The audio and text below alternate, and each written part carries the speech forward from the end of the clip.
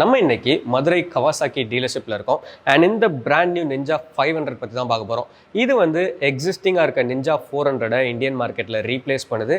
இந்த வண்டியோட engine setup பொறுத்த வரைக்கும் ஒரு 451cc parallel twin cylinder engine. பவரை பொறுத்த வரைக்கும் 45 PS அண்ட் டார்க் வந்து 42 Nm கொடுத்துருக்காங்க.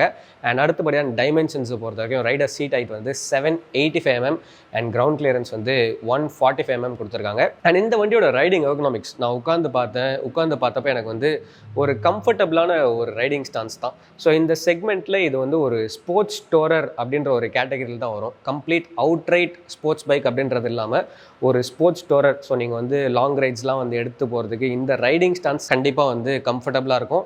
அண்ட் ஏன் ஹைட் வந்து 5'6" நான் ஏறி உட்காந்து பார்த்தப்போ எனக்கு வந்து நல்ல கம்ஃபர்டபுளாக தான் இருந்துச்சு.